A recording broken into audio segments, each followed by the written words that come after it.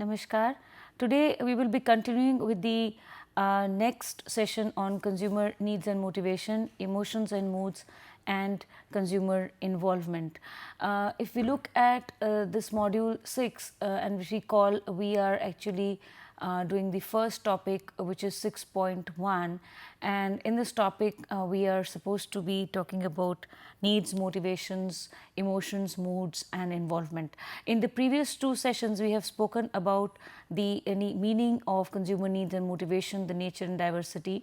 We've also discussed the various motivational theories and motivational research and its applicability. Today we will be speaking about the definition and meaning of consumer emotions and consumer moods, and we shall also be discussing about the implications of consumer emotions and moods for a marketer. So 6.1.5 is which we call definition and meaning of consumer emotions and moods, and 6.1.6 will entail emotions and moods and their implications for the marketer. Now, when we talk about human needs and when we talk about motivation, another thing which comes into play is the emotional needs, is the emotions and moods of people or of consumers. So emotions and moods affect and are affected by human motives. Our needs, our wants, our motives are all impacted in some form or the other by our emotions and by our moods. In fact, when we talk about emotions and moods, we say that they are affected by and are affected, they affect and are affected by human motives. So in a way it is a two-way relationship where we see motives have an impact on emotions and moods, and emotions and moods also have an influence on consumer motives. So just as we see that consumer motives, needs and wants have relevance for a marketer, in the same way we shall observe that emotions and moods also have relevance for a marketer, and an understanding of human needs, human moods and emotions becomes extremely beneficial for a marketer who can understand consumer motives accordingly. Now, let us first see what emotions are. Emotions are changes in the body state that impact psychological processes, thereby resulting in expression of feelings and observable behavioral reactions. I repeat, they are changes in the body state that impact our psychological processes and result in expression of feelings and observable behavioral reactions.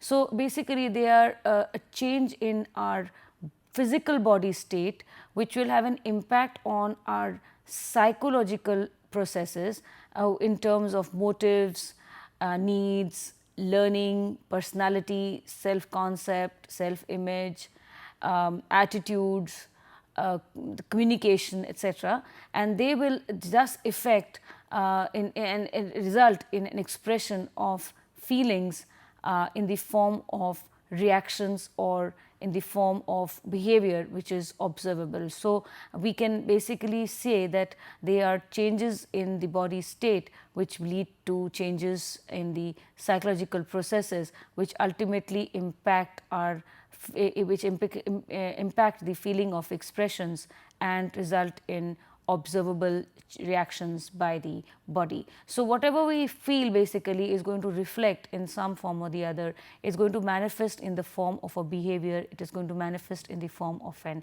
action. Now emotions basically vary, and psychologists have tried to basically categorize these emotions. According to the 19th century psychologist Wundt, emotions comprise pairs of opposite states, and these pairs could be in the form of pleasantness or unpleasantness, tension or release, excitement or relaxation. There was another psychologist by the name of Plutek, and he says that there are 8 kinds of emotions that can again be grouped into 4 pairs of opposites. So he spoke of joy and sadness, acceptance and disgust, anger and fear, and surprise and anticipation. So if you see there is quite a overlap in terms of feelings by under both the classifications, where if we see both Wundt and Plutek, the emotions that they have actually proposed are quite similar In fact, even if they are not very similar, they definitely lead to similar behavioral reactions on the part of the body. Like for example, pleasantness and unpleasantness definitely means there's some feeling of joy and sadness, or excitement and relaxation would definitely mean that there is some feeling of maybe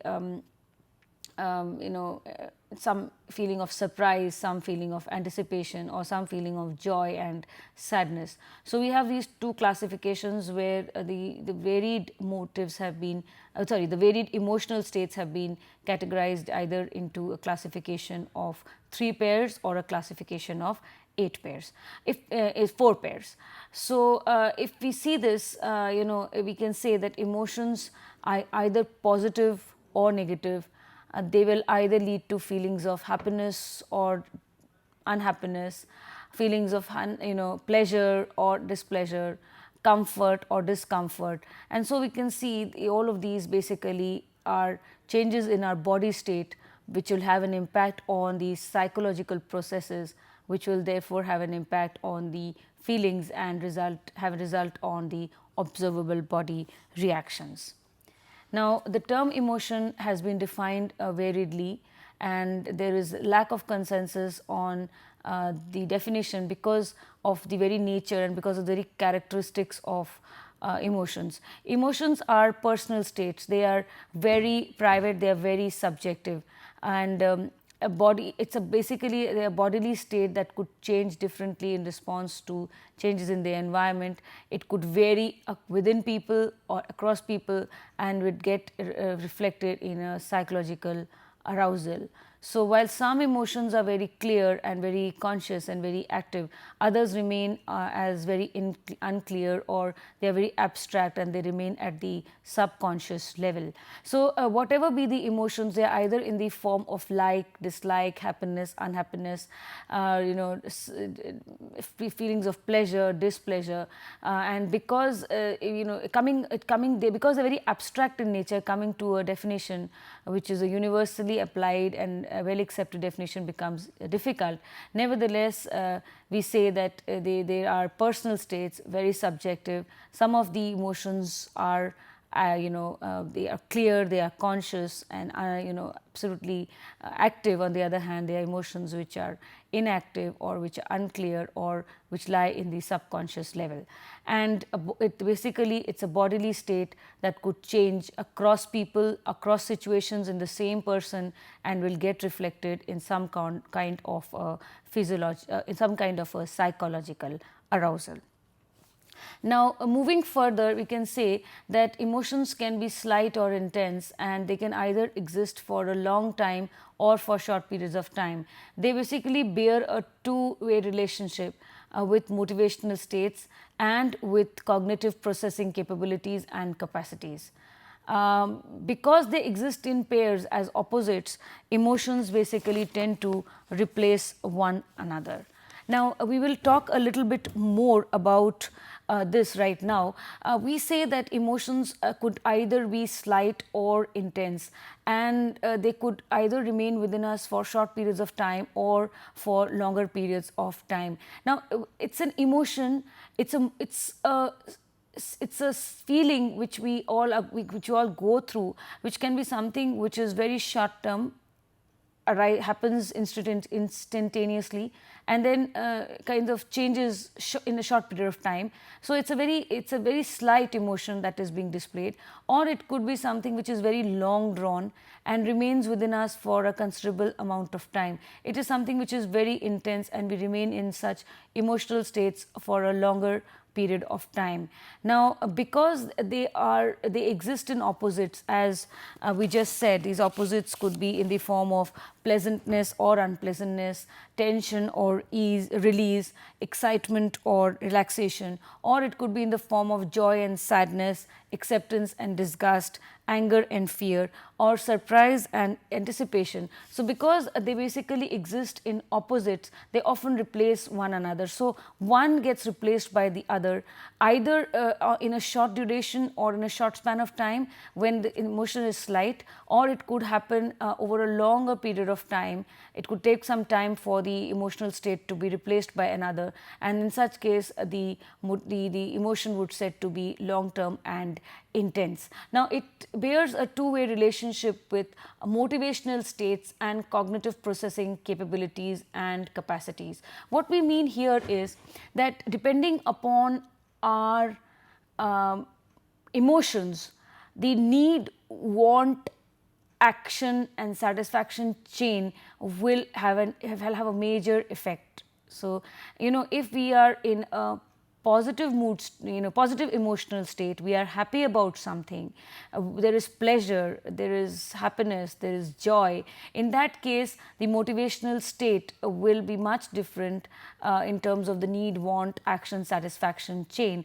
And in the other cases where we are displeased about something, unhappy about something, or we are excited about something, in that case this particular need, want, satisfaction chain will absolutely work differently. So, the very dynamics of need leading to want, leading to action, leading to satisfaction, the very dynamics of this process will vary across our emotional states.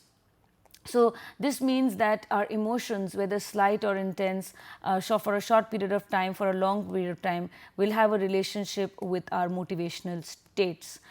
For example, if we are in a positive emotional state, or if we are in a happy emotional state, chances are that we will be wanting to make purchases, we will be wanting to spend some time looking through the different alternatives, and we will be more receptive to information or to any kind of marketing communication that occurs around us. And so, we will be more receptive towards the product or service offering, and we will be more we'll be in a better emotional state to judge them better, evaluate them better, and finally actually buy them or purchase them and use them. But in cases where we are unhappy or we are displeased, this process may not work so simple. Also, there is another relationship which we talk of in terms of emotions having a two-way relationship with cognitive processing capabilities and capacities. In cases of a positive emotional state, we are more receptive to information, we are more inclined to evaluating information, evaluating different products, different brands on the various evaluative criteria, and taking a very sound decision, buying the product, purchasing it, using it, consuming it, and even experiencing satisfaction or dissatisfaction with the product purchase. So, the entire thing will depend again on the emotional state. If we are in a good state, we are more inclined to be more receptive to information, evaluate the information logically, rationally, purchase the product and look up to it with a greater level of satisfaction than in cases where we are not in a very positive emotional state, or where we are in a negative emotional state. In fact, in cases of negative emotional state, we may not purchase at all, and even if we purchase the best of the product or service offering, we may not evaluate the product purchase consequences favorably. In other words, we may not, and we will not be we will not be evaluating the purchase outcome in terms of satisfaction, rather we will be looking it up with something with dissatisfaction. So, it's from the point of view of a marketer, it's much easier to convince or to persuade a person to make a purchase and evaluate your brand favorably when the customer is in a positive emotional state. Now, let us talk a little more about emotions in the context of moods. Now, moods are defined as emotional states that are less intense, they are more transient, they are short term. Okay, they have also been defined in terms of opposites as good or bad, and thus have a negative valence or a positive valence. So, they are described on a continuum of good or bad, and thus a valence of positive and negative. And like emotions, they are also triggered by both noticeable and unnoticeable stimuli, be it people, be it objects, be it situations. So, in the case of marketing, for example, the marketer has a big role to play by triggering off emotions through noticeable stimuli in the form of his products, in the form of the prices, or in the form of the design of his store and the store atmosphere, or even the design of a marketing communication program. We will talk about it a little later when we speak about how marketers actually have an impact on triggering of positive mood states. However, as human beings, we are more conscious of our emotions than we are of our moods, and very often we try to use them in synonymous. However, there's definitely a difference between the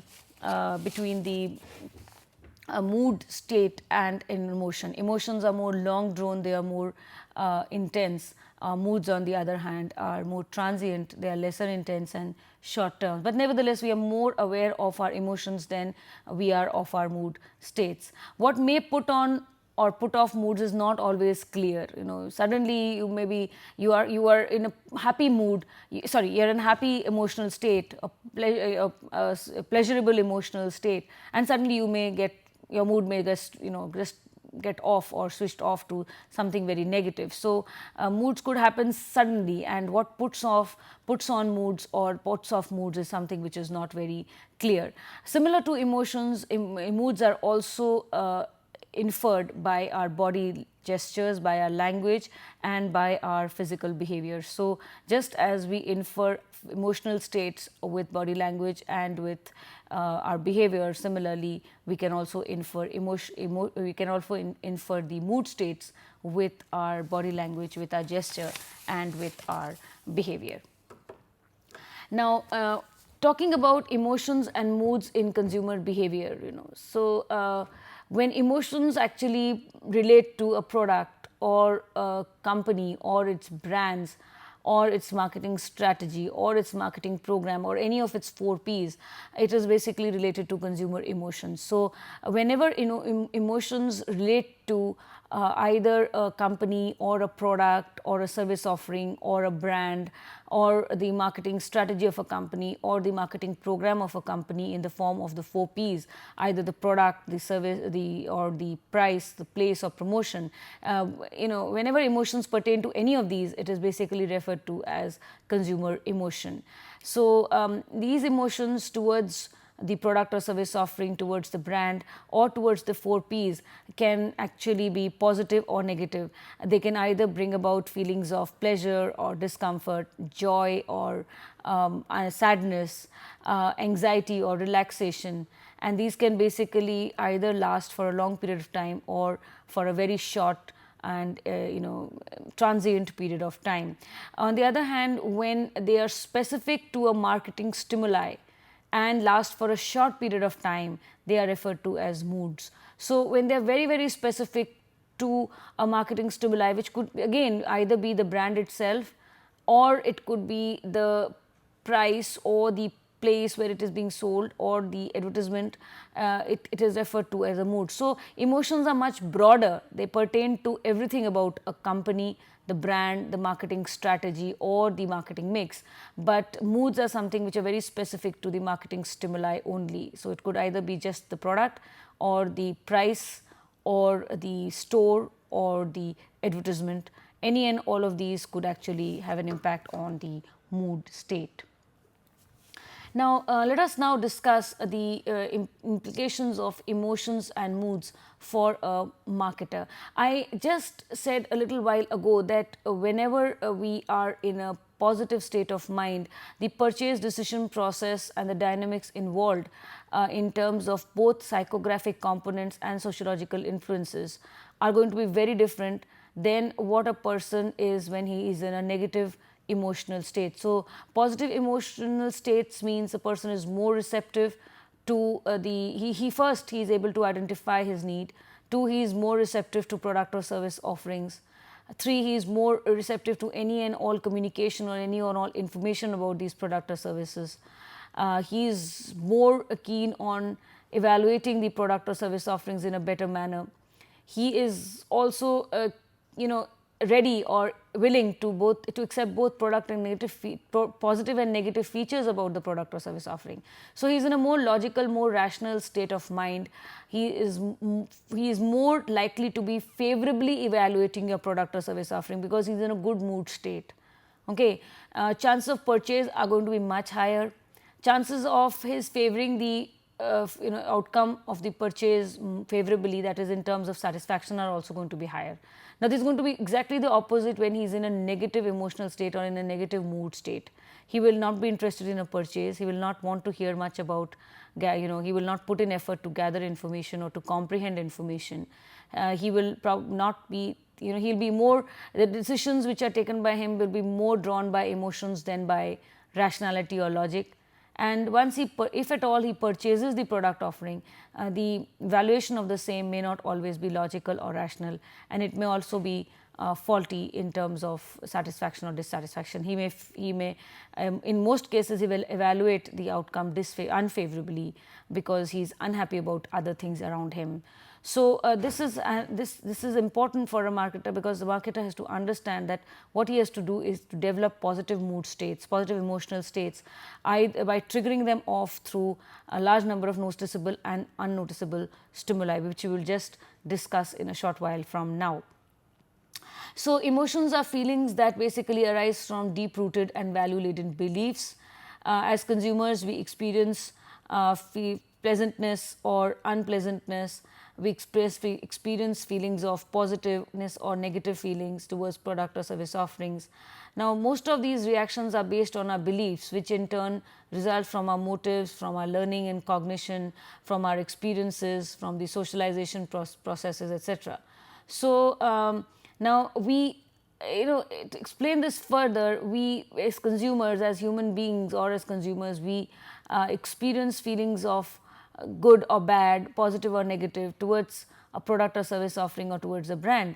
Now, whatever this reaction is, or whatever these feelings of favorableness or unfavorableness are, these are basically based on our beliefs, and these beliefs have actually come up are a resultant of other psychographic components like motives, learning, cognition, our experiences, others' experiences, or our entire socialization process, or the grooming that takes place right from the day when we are a child and to the day when we finally grow up. So, all of these will have an impact on our values, and these values will beliefs, and these values and beliefs will further lead us to feelings of pleasantness or unpleasantness at viewing or watching certain stimuli, or at being exposed to certain stimuli. We experience feelings of joy, sadness with respect to certain brands or certain stimuli, and also we experience feelings of happiness or sadness when we see changes having made therein. Changes could relate to products or prices or the advertisements that come along. Advertisements also have a big role to play in creating mood states, because and we will discuss later on when we do attitudes.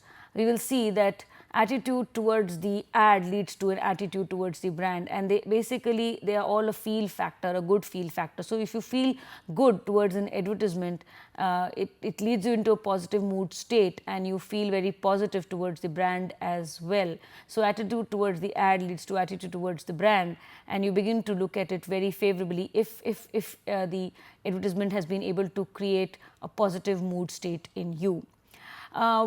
Whenever we are exposed to a marketing stimuli, be it a product or a brand, we basically experience certain feelings of happiness or unhappiness or pleasure or displeasure associated with that brand.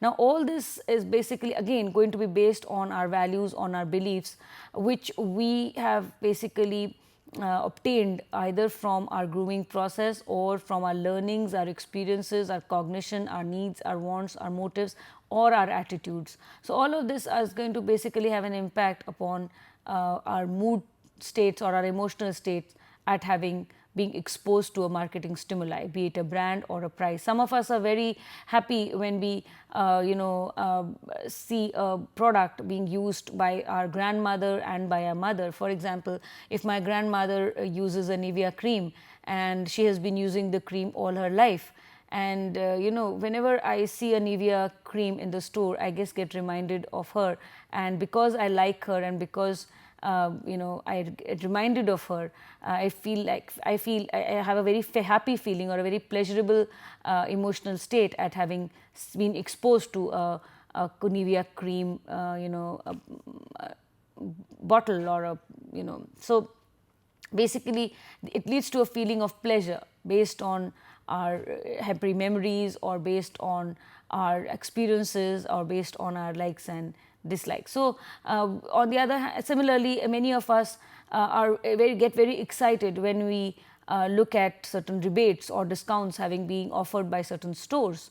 Basically these debates or discounts are a part of the sales promotion effort from the marketer, but they immediately, you know, bring in us feelings of you know, joy or feelings of excitement to rush to the nearest store and buy such products and services and get such good bargains and deals. So this again shows a emotional state which becomes very positive, very exciting, very receptive to new. So as consumers, we always react with you know, with feelings often reflected in our behavior, in our body language, in our gestures towards any or all of these products or brands or prices or any of the other P's, or any of the changes made with respect to these P's. Now, these emotions basically have a bearing or have an impact on our mood states, and the emotions have a bearing on the moods that are emotional states specific to a stimuli, and like emotions, these moods are also good or bad, positive or negative. Now, consumer moods, as I just said a little while ago also, can be actually induced through marketing communication, through service encounters, and through point of purchase stimuli. So, as a marketer, you basically have a, you can basically benefit by creating a positive mood state and in the consumer, either through you know, a marketing communication, an advertisement in terms of the message content, or the message context, or the jingle, or the music, or the spokesperson, or the celebrity, or the, you know, the way that particular ad has been designed, all of which can be used as a medium to create a positive mood state in the consumer. Similarly, you have the point of purchase stimuli in the form of the store ambience, or the store atmosphere, or even the you know, the window dressing, or the shelf layout, or the way the products have been placed on the shelf, or the danglers, banners, or pamphlets, or you know, such kind of stimuli hanging around in the store. These also could be used to develop positive mood states in consumers. And finally, the service encounter itself, that is, how does the store person or the salesperson you know, deal with you pre-purchase, during purchase, and post-purchase. So also the kind of facilities that the store provides to you in terms of pre-purchase, during purchase, and post-purchase. This could be you know, assistance from the salespeople, you know, information gathering from the salespeople. How do they, you know, how do they react when you ask them for information, or ease and convenience of carting, or ease and convenience in terms of billing, the speed, the delivery, the speed at the time of the billing counter.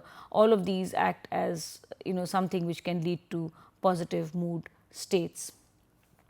Now, consumer emotions and moods have implications for a marketer, and a good understanding of psychological states can help a marketer design a stimulus that can lead to a positive mood state. And now the assumption here is that when a person, as I said earlier, that when a person is in a positive mood state, as far as his emotions and moods are concerned, he would be more receptive to product or service offerings, and who would be more willing to buy them, evaluate them favorably in terms of satisfaction level. So it's very important for a marketer to be able to you know, develop strategies that arouse positive psychological states, and that actually lead to positive emotions and mood states. So a good understanding of these mood states can basically help marketers design a stimulus that leads to such positive mood states.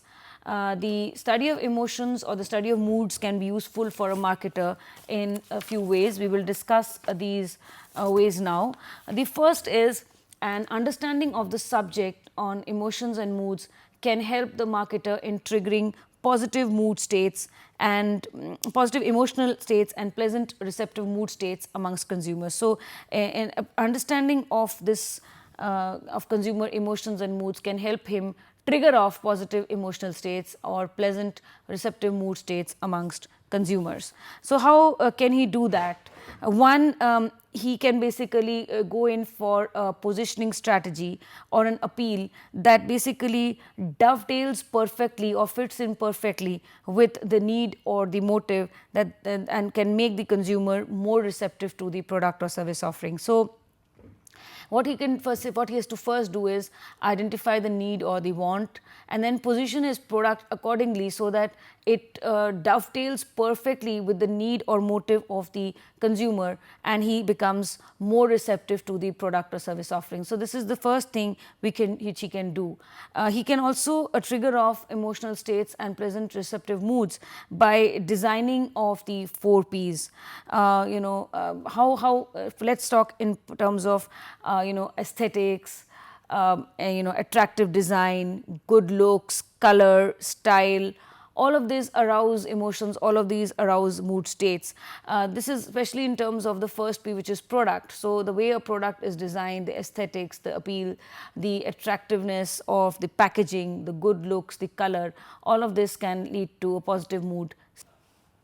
The promotion strategy also leads to positive emotional and mood states. For example, as I just said, the message or the context or the music or the jingle. In fact, the communication cue, whether the print or the audiovisual, can lead to emotional responses, and these emotional responses affect consumer attitude towards the ad, which ultimately leads to an attitude towards the brand. So, as we will discuss later, we will talk about how attitude towards advertisement leads to attitude towards brand.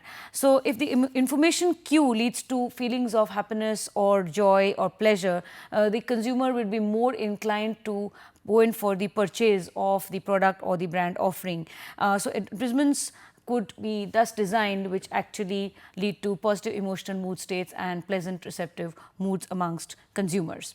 Now, why is this triggering of moods or positive emotional states and pleasant receptive moods important?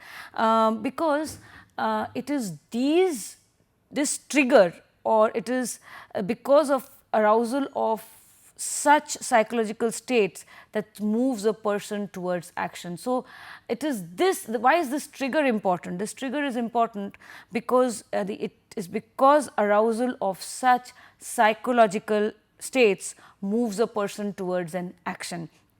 It creates in him an urge to act, it creates in him an urge to move towards a particular goal or an end state or a product or service offering that will help him meet a particular need or want. Many times the consumer moves towards a product or service offerings not because of functionality or because of functional motives, but because of emotions or aesthetics attached to it, or even for some kind of a hedonic pleasure or social motives. In fact, purchase of certain products like greeting cards or jewelry or certain kinds of apparel wear are all purely for such pleasures. And a positive mood state also leads to a person being more willing to seek out newer things or to seek variety and try out newer products. So, why should the marketer basically trigger off positive emotional states or pleasant receptive mood states? One, because it is this which is going to make the consumer act. It is this emotional or positive emotional or positive mood state that will lead to a psychological arousal on his part and urge him to act, urge him to buy, urge him to purchase. So, it is this triggering of such motives that will basically lead to an arousal to act, an urge to act, an urge to go and buy a product or service offering and consume it or use it. Secondly, a lot of products and service offerings in fact are not bought because of functional benefit or because of utility or performance, because they are bought either because they meet certain social motives or they meet certain so, aesthetics or have feelings of fun, hedonism or hedonic pleasures. So, you have cards or jewelry, as we just said, where purchases are not made due to functionality, but because of the emotional value attached to them. Also, when people are in positive mood states, they are more willing to try out, they are more receptive to try out newer products or newer variety of things. Now, the second reason why our study of emotions and moods can be useful for a marketer are that such mood states influence consumer recall of product and services, as well as evaluation of products and service offerings. If a person is in a positive emotional or mood state, all the cues to such an happy, that lead to such a happy state get integrated and get unified and get stored in his memory. So, this leads to an easy recall later on. I repeat, if a person is in a positive or emotional mood state, all the cues related to that happy state get integrated and as a unified unit into his memory, which is something to be recalled later on. Just think of an example. You, as a child, you may have visited a particular place, a particular tourist place with your parents, and over there you went, your father bought a gift for you from one of the shops there, or he gave you a horse ride, there. So, after 20 years, if you go back to that place, you have very fond memories, and the moment you cross that store or cross that street where you had a horse ride, you immediately get recall of all those good memories which you have.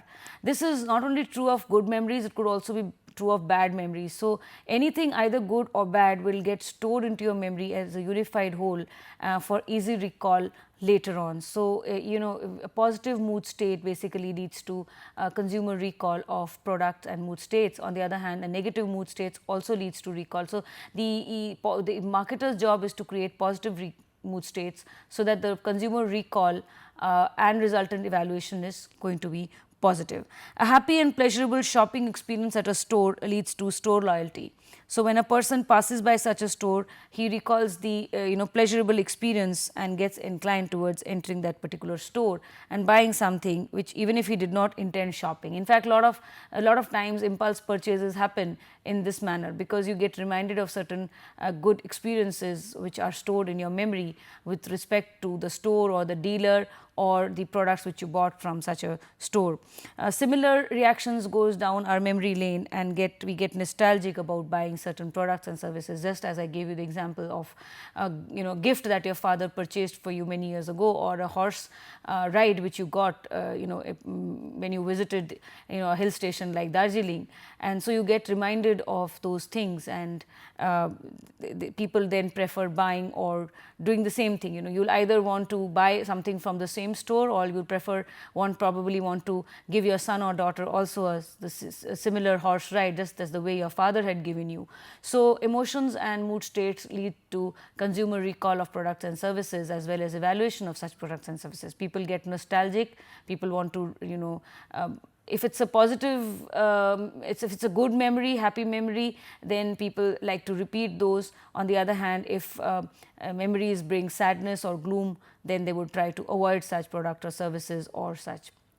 So, in other words, the evaluation of a product or service gets impacted by the recall of products and services which bring a happy mood state. So, in case of happy mood states, there is going to be easier recall, and there is going to be more positive evaluation of product and service offerings.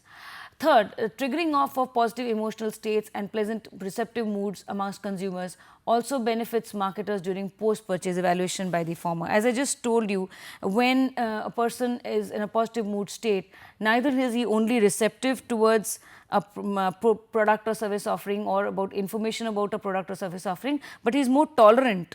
Okay. It would be much easier on the part of a marketer to satisfy such a person than another who is in a negative mood state. Such a person who is in a positive mood state would be more willing to buy, he will be easier to convince, he will be easier to persuade, and he'll look up to your product much more favorably. He'll be more inclined to look at your product favorably than is a person who is in a negative mood state. So it's very important for a marketer to bring a consumer to a level of positive mood state, so that so that not only is he receptive to your product or service offering, but he is also going to it will be easier convincing him, persuading him, and he'll be also giving you, it will be easier for you to obtain a positive feedback from him than from somebody who is either neutral or is in a very negative mood state.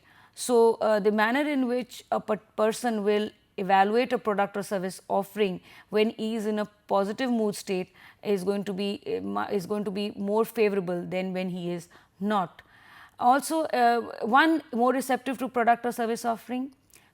Two, willing to buy, willing to try, willing to buy, willing to use. Three, easier to convince and persuade.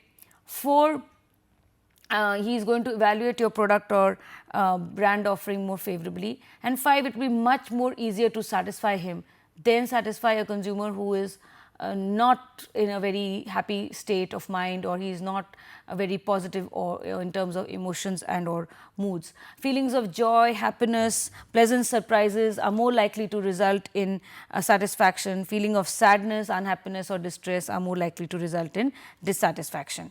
So, what we are trying to say that mood states are going to have an impact on how you evaluate product or service offerings. A bad mood increases the possibility of a unfavorable evaluation. A good mood increases the possibility of a favorable or a positive evaluation. So, a good mood state increases the probability of a favorable evaluation by the consumer upon product purchase, product consumption and product usage. Let us now come to the references for further reading. There is Lindquist and Sergi, Shopper Behavior and Shopper Buyer and Consumer Behavior, Theory and Marketing Applications, 2nd edition, 2003, Bistantra. Then we have Loudon and Della Bitta, Consumer Behavior, 4th edition, 2002, Tata McGraw-Hill.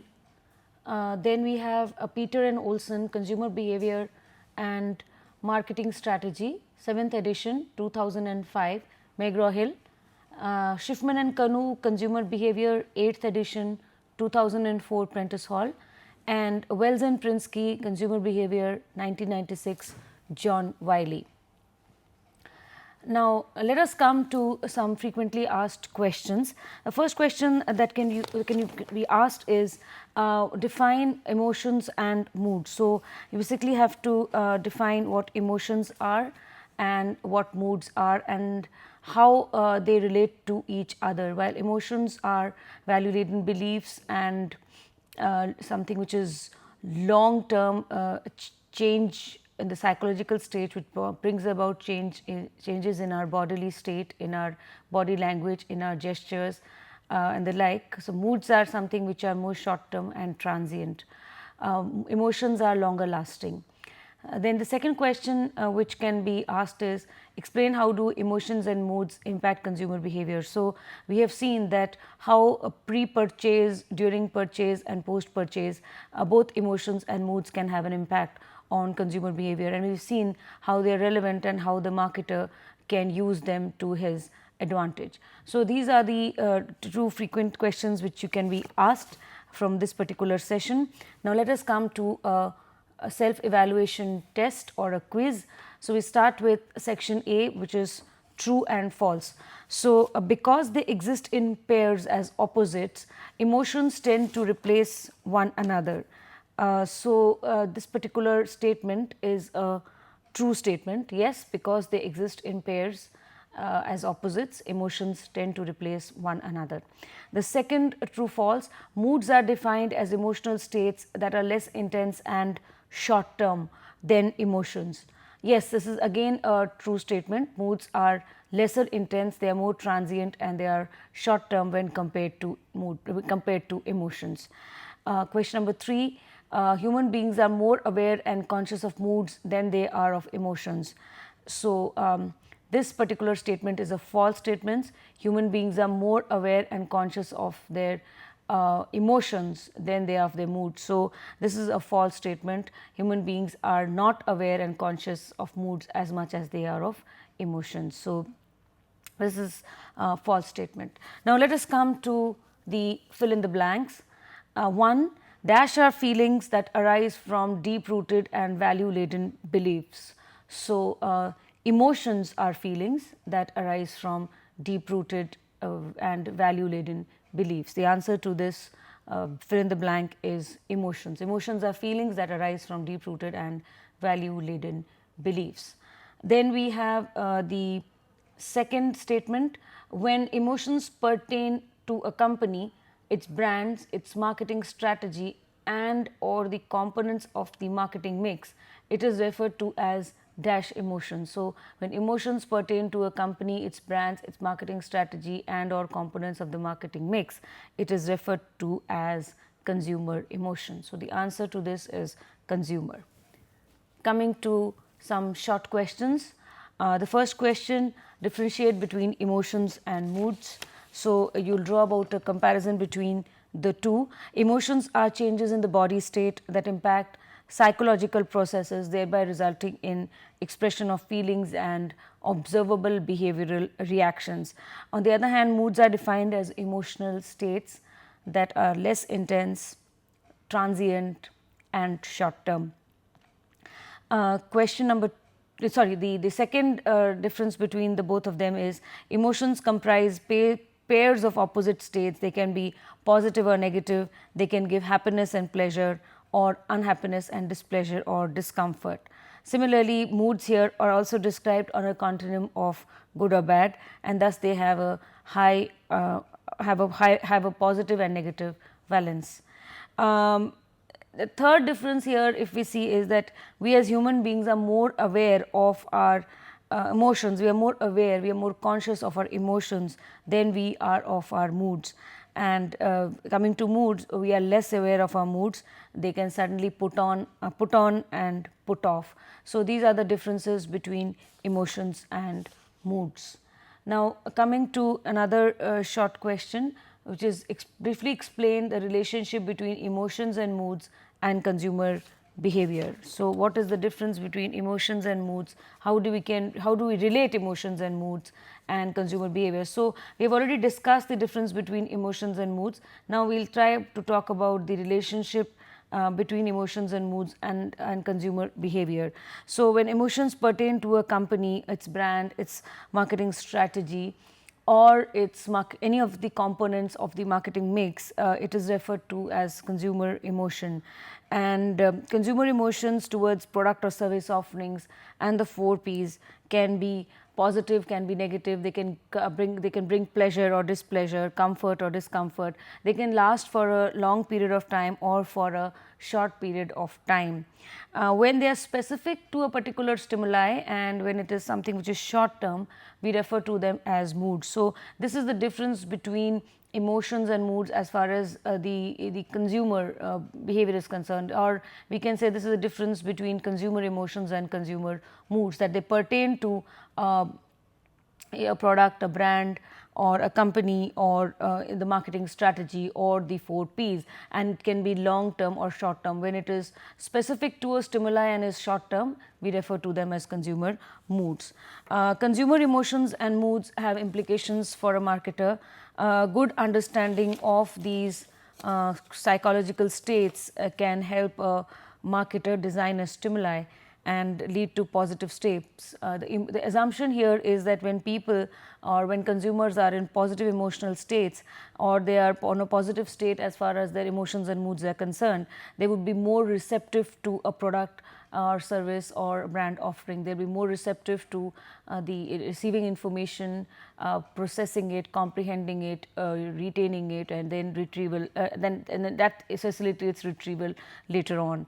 So, the understanding of the subject can help the marketer in triggering off certain positive emotional states and pleasant receptive mood states amongst consumers.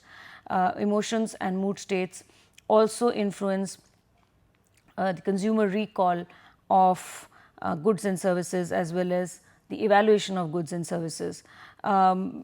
It's always assumed and very correctly assumed that when a person is a positive state of mind, he evaluates the product or service offering, or he evaluates his consumption and usage in terms of feedback in a very positive way. He looks at the consumption, he looks at the product usage, which is more satisfying. I mean, he looks up to them positively, and generally experiences feelings of satisfaction. On the other hand, when he's in a negative mood state, or he's unpleasant or displeased about something, then the manner in which he's going to evaluate the product usage may not always be in favor of the marketer. So, it's very important that the marketer triggers off positive emotional mood state, so that the consumer is not only receptive to the product or service offering, but post purchase, during usage and consumption, he finds the experience highly satisfying and positive.